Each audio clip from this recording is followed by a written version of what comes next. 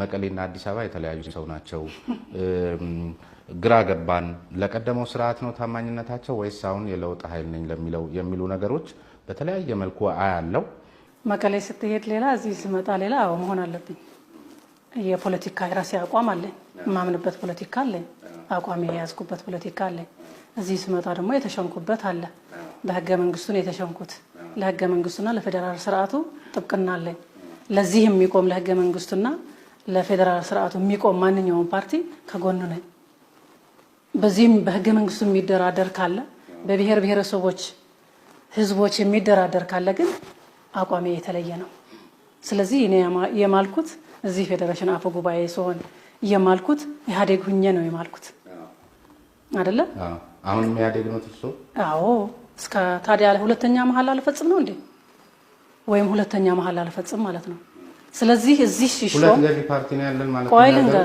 ቆይ ልንገራ እንዴ ሁሉም እኔ ብቻ አይደለሁም እኮ ተወካዮች ምክር ቤትም ጭምር አለ አው ልክ ነው እና ታዲያ እውነት እኮ መደባበቅ ያለብንም አይደለ ልክ ነው እኮ እኔ ሱሾም ህወሓት ሁኜ ህወሓት ተወክዬ እንደውም አንድ ማለት ግልጽ ላድርግሎት እንደውም አንዳንዶቹም እንደውም የሚሉት አሁን እኮ ማለት ኮንትራት የሰጠነው ለዚህ ለኢህአዴግና እሱ ለሚመራበት ፖሊሲ ነው አብዮታዊ ዲሞክራሲ ለሚባለው ኮንትራት የሰጠነው ደግሞ ለ5 አመት ነው ኮንትራቱ ሳይደርስ አሁን ጥለናል የሚል አቃጫ ከተመጣ መንግስት የሌለው ሀገር ነው እስከሚልም የሚደረሱ ትችቶች እሱ በሌላ ጊዜ በሌላ ለንናገረው ወደኔ ስለመጣ ነው ምንድነው እኔ ብቻ አይደለሁም በየአካባቢው ያለው የህዝብ እንደራሴ አፈጉባኤ ሊሆን ይችላል anybody ሊሆን ይችላል ግን ወደኔ ስለመጣ ማለት ነው እኔ እዚህ የመጣው ህወሓት ሁኜ ነው እዚህ ስገባ ደግሞ ያው የኢትዮጵያ ህዝቦች አብዮታዊ ዲሞክራሲያዊ ግንባር የሚባለው ድርጅት ወደዚህ ያመጣኝ ማለት ነው ማልኩኝ እሱን መሰረት አድርጌ እስካሁን እስከማልኩኝ ነው ሁለተኛ አልማልኩም ስለዚህ መሐላውን የመጀመሪያ መሐላ እዛ ላይ ነኝ ሁሉ ነገር ህግና ስርዓትን ጠብቆ ነው አሰራር ስርዓትን ጠብቆ ነው ቀደም ሲል ላነሳውትም ጥያቄ ሰባዊ መብት ሄደው መክሰስ የሚቻልበት የአሰራር ስርዓት ስላለ የሚል ነገር እቺ ሀገር እኮ ጥሰት ካለ ወደሚመለከተው ተቋም ሄድ የሚል ነገርና እቺ ሀገር እኮ ብዙ ዋጋ የከፈለችው ሁሉ ነገር የተደበላለቀበት የዲሞክራሲ ተቋማቶች ሁሉ ያሸናፊው ፓርቲ ጉዳይ አስፈጻሚ የሆኑበት እድል ስለተፈጠረ ቀደም ሲል ሚዲያዎቹንም ጭምር እርሱም እንዳሉት ነውና በርግጥ እውነታውን እንደው ማይመስል ነገር እንነጋገር ካልተባለ በስተቀር ብዙ አመራሮች እንደዚህ ይሉኛል እኔ እውነታውን ያሉት እኮ የዲሞክራሲ ተቋሞቻችን አሁን ያሸነፈውን የሚመስሉበት ሰባዊ መብት ኮሚሽኑ ምኑም እንደሱ ነው ስለዚህ ህግና አሰራር ስርዓት ያላት ሀገር ያለን ይመስል በህጉ መሰረት በስርዓቱ መሰረት ሄዳችሁ ምናምን የሚባሉ ነገሮች እንደው እንትን አያሳስቦትም በግሉ ራሱ እኔ አሁን ስለማይዋጥልኝ ነው ለግሌ ማለት ምንድነው ያንን ስርዓት ሳትጠቀም ቀርተ ሌላ ስርዓት ማፍረስ ነው የሚሆነው ለምሳሌ ምን ይነሳል ጥያቄ መሰለ ክልሉ ማለት ወደ ትግራይና ወደ እንትን ሄድክ እንጂ ሌላም ጭምር ማለት ነው ሌላ አካባቢ ብያለሁ ደቡብ ብቻ ነው ማይጨውለት ወልቃይትና እንትን ባላነሳ ሌላ ችግር ውስጥ ነው የሚወደቀው ማለት የማይነሳለት አካባቢ አለ በጣም ብዙ የደቡብ ማለት ነው ደቡብ ሚዲያው ማያነሳው ማንንም ማያነሳው የሚበዛው ደቡብ ነው ባይዘ በነገራችን ላይ ትናንትም አንድ እንደው ሳያረሱት በኋላም እንዲነግሩኝ መፈልግ ቴፒ አካባቢ ምናምን እንደዚህ አይነት በጣም ከባድ እንትን ውስጥ ናቸው የሚልም ሰምቻለሁ anyway የሚጠይቅ የለም እንጂ ለሀገሪቱም በጣም ከባድ የሆነው የደቡብ ክልል የሚያግዘውም የሌለ ደቡብ ክልል ነው ብዙ ጥያቄ ያለው በዚህ ጥያቄ የሚነሳ የለም የሚያነሳልኝም የለም እንጂ ደቡብ ላይ ነው ለማንኛውም ወደዛ ልሂድ አሁን ምንድነው ስርዓት ማያሰራ ስርዓት ካለ ስርዓት ነው የምታስተካክለው ማለት አንድ ጥያቄ የህዝብ ጥያቄ ከሆነ የህዝብ ጥያቄ የማይመልስ መስሎ ከታየ የሚሻሻለው ነገር ታሻሽላለህ ወይም ደግሞ አዳዲስ ነገሮች ታስገባለህ ማለት ነው ስርዓት ለአንድ ጥያቄ ብለህ ስርዓት አፍርሰ ሌላ ስርዓት ነው ለምሳሌ የክልሎች የራሳቸው ስልጣን አላቸው የፌደራልም የራሱ ስልጣን አለው በክልል ስልጣን ፌዴራል መግባት የለበትም። ይሄ በህገ መንግስቱ አለ። ክልልም በፌዴራል ስልጣን መግባት የለበትም። ይሄ በህገ መንግስቱ አለ። አሁን በየትኛው ህገ መንግስት በየትኛው ስርዓት ነው አንተ ካልመለስክ እኔ ገብቼ መልሳለሁ ብዬ እምመልሰው?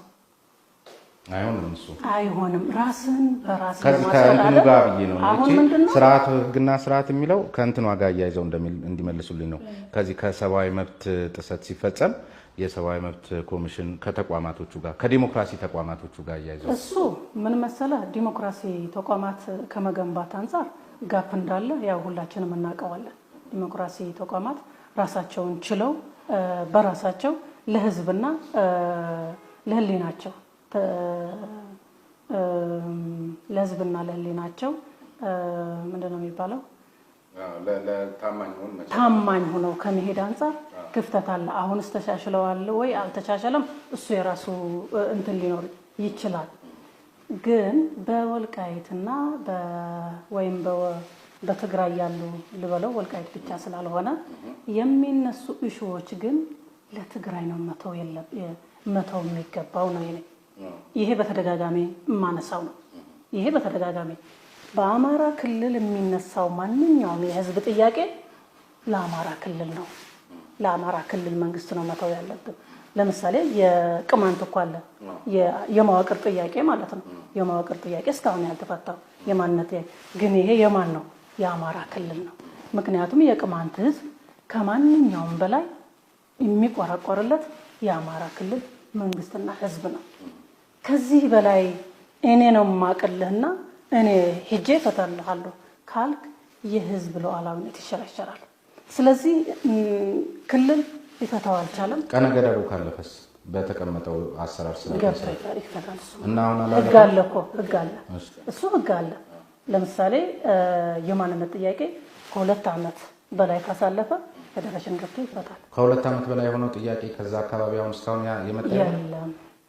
ስርዓቱን ጠብቆ የመጣ በፍጹም የለም። ምክንያቱም የሚጠይቀው ሰሜን ጎንደር ደብዳቤዎች አሉ እኔ ጋር ሰሜን ጎንደር ዞን አማራ ብሔራዊ ክልላዊ መንግስት ሰሜን ጎንደር ዞን የወልቃይት ጠገዴ ምናምን ማንነት አስመላሽ ኮሚቴ ተብሎ ነው ወደዚህ ከጥር ጀምሮ ገብተን የሚል ነገር ያነሱት የትኛውን ነው? በዚያ ክልል አካባቢ ጥያቄ ሲነሳሉት 2 ዓመት ያለፋቸውን ጉዳዮች ከጥር ጀምሮ መፍታት እንጀምራለን የሚል ነገር አይችልም። የአማራና አይሜን የደቡብና የኦሮሚያ ክልል ያለው እንጂ ያኛው እነሱ አራባ ፍጹም ክልሎችም ያመኑበት ነው።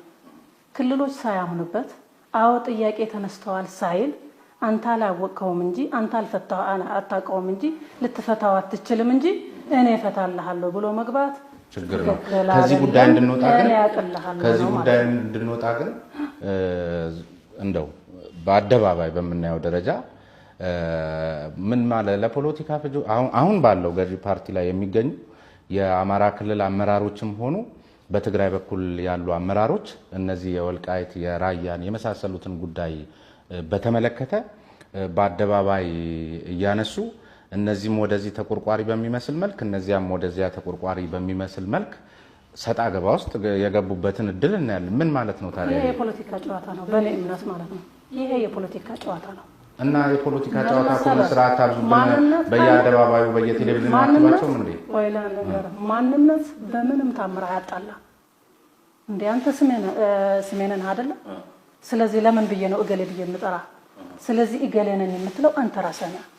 እኔም ከይሪያ ነኝ ከዚህ ነው ይሄን ማንነት ያለኝ እምለው እኔ ነኝ፣ እኔው ራሴ ማለት ነው። አሁን በአመራርነት ደረጃ ላይ ያሉትም አካላት እኮ እየተጫወቱብን ነው እያሉ ነው።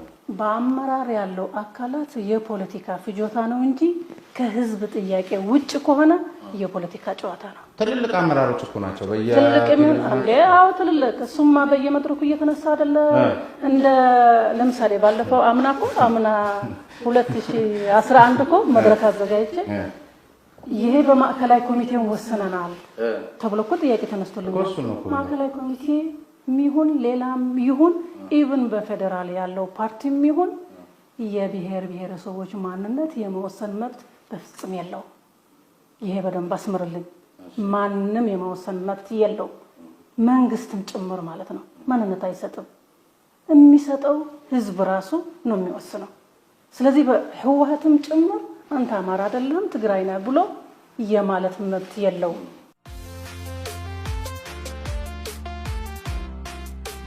ህዝቡ ሰላማዊ ነው። ከማንም ጋር ሰላም ሆኖ ነው የሚኖረው ህዝቡ። በመሃል እያጣላ ያለው ግን ወይም ደግሞ የመፍታት አቅሙ ከመድከም አንፃርም ሊሆን ይችላል።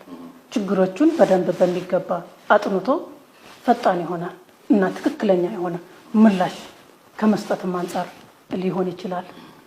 ችግሩ እንዲባባስ በማድረግም ሊሆን ይችላል። የአቅምም ሊሆን ይችላል፣ የቅንነትም ሊሆን ይችላል። ስለዚህ በዚህም በዛም የአመራር